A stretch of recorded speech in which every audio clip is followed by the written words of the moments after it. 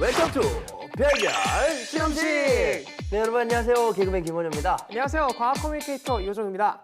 형님 잘 지내셨어요? 또 한 주간? 요즘 새로운 거를 볼 때마다 네. 무조건 과학적인 걸 좀 접목을 시킵니다. 그러면은 지금 또 새로운 걸 제가 가지고 왔는데 또 한번 과학적인 걸 접목을 한번 시켜봤으면 좋을 것 머리야. 같은데요. 옆에 보시면 문제가 이렇게 나와 있습니다. 물이 가득 찬 컵에 얼음이 지금 둥둥 떠 있죠. 하나는 공기가 들어있는 얼음이고 하나는 물이 들어있는 얼음이에요. 저 얼음이 녹아서 만약에 물로 다 변해버린다면 저 물컵의 수면은 어떻게 될까? 아니 이거는 너무 상식 아닙니까? 상식. 나도 이제 과학 커뮤니케이터야. 왜 나를 이렇게 낮게 보지? 올라가잖아요. 사실 정답은 공개하자면 저 두 개 모두 수면 높이가 변하지 않고 동일하다는 것입니다. 말이 안 되잖아. 왜 그런 거 왜? 그 이유가 뭐냐면 저희 사실 물과 얼음의 상태에 따라서 질량은 변하지 않지만 부피가 변하기 때문인데요. 그래서 그 얼음이 녹아내리면서 물 안에 잠겨 있는 부분 있죠. 그 잠겨 있는 부분만큼 정확하게 그 얼음이 녹아서 딱 들어가요. 아유 바보야 바보. 그걸 생각을 못하고 바보는 아니죠. 어떻게 하나만 생각을 했을까? 네. 에? 이 물질을 구성하고 있는 이 고유한 양을 말하는 게 질량 아닙니까? 그죠? 맞습니다. 근데 일상에서 우리가 자주 응용하는 이런 말들이 있습니다. 물질이 변하더라도 그 질량은 변하지 않는다. 자, 오늘의 주제는 바로 요겁니다.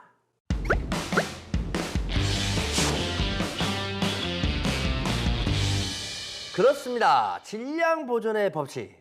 그 말씀해 주신 것처럼 질량은 물질이 가지고 있는 고유한 양을 의미를 합니다. 물질은 크게 물리적 그리고 화학적 반응에 의해서 변화를 하게 됩니다. 네. 그래서 물리적 변화는 물질의 고유한 성질을 그대로 유지하면서 뭐 모양이나 크기 혹은 뭐 물질의 상태 이런 것들이 변하는 반응을 말해요.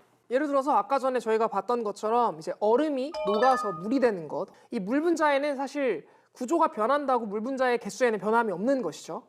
이제 얼음인 상태에서는 서로 잘 정렬해 있어서 고체 상태로 있는 것이고 이제 물로 넘어가면 이 결합이 조금 허술해져서 이제 유동적으로 돌아다니는 상태인 것이고 기체가 되면 완전히 멀어져서 이제 펄펄 날아다니는 것이죠. 그래서 그 거리의 차이만 있는 것이니까 이게 이제 물리적인 이런 걸 물리적 변화라고 하는데 그럼 이 화학 변화 같은 경우는 어떨까요? 아까 말씀드렸던 것처럼 화학 변화.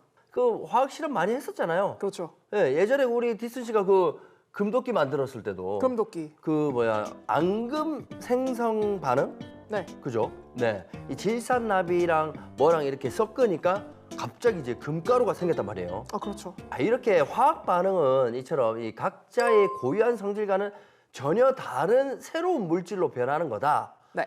이렇게 설명을 하면 어떨까요? 맞습니다. 정확합니다. 그래서 다시 한번 좀 물로 예를 한번 들어볼게요. 물에다가 전극을 가해서 전기분해라고 하거든요. 네. 전극을 가해서 물을 쪼개면 다시 이제 수소와 산소로 분리가 돼요. 그 양쪽 전극으로 수소와 산소가 모여서 다시 수소기체와 산소기체가 나오게 되는 그런 상황인데요. 네. 여기서 질문을 제가 하나 더 드릴게요. 물질의 상태가 만약에 액체에서 기체로 변했다면 질량이 줄어들까요, 형님? 이것도 약간 나를 엮으려고 한 것 같아요. 그죠? 그러니까 기체라고 하면은 뭔가 가벼우니까 당연히 라고 하겠지만 예. 나 이번에 안 속아. 주제가 질량 보존의 법칙 아닙니까? 예? 똑같다. 맞습니다. 맞아요? 예, 맞아요. 와! 네.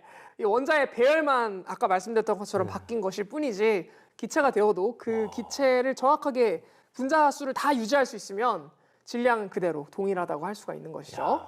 좀 신기하긴 하네요. 네. 그러니까 약간 다른 식으로 표현하자면 그런 거네. 뭐 빨간색 블록이 10개, 그리고 뭐 파란색 블록이 10개, 노란색 블록이 10개. 이 10개로 이제 집을 만들었다가 뭐 자동차를 만들었다가 이것저것 뭐 책상도 만들고 여러 가지 다른 형태를 만들었지만 이 배열과 형태만 달랐지 우리가 썼던 30개의 블록으로 만든 것은 이 변함이 없는 거다. 이거랑 똑같은 거예요. 비유가 너무 좋습니다. 저랑 자리를 이제 바꾸셔도 될 것 같은데요.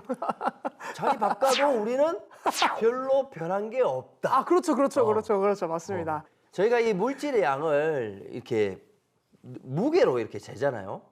그러면은 무게가 변하지 않는다라는 건가요? 이 질량 보존의 법칙에서 짚고 가야 할 굉장히 중요한 질문 중에 하나인데요. 질량과 무게는 좀 다른 개념이에요. 그래서 무게는 사실 중력이 물체를 끌어당기는 힘이에요. 실제 힘이고요. 아, 무게는 네. 그 질량은 물체를 이루는 물질의 고유한 양을 말해요. 그래서 질량에 비례하게 무게가 증가하거든요. 그래서 질량과 무게를 우리가 동등하다라고 생각을 할 수가 있지만 사실 무게랑은 다른 것이죠. 예를 들면 어떤 상황에서 다르냐면요. 원영님께서 지구에서 네. 몸무게를 쟀는데 그게 80kg이 나갔다. 그런데 달에 갔어요. 다시 몸무게를 잽니다.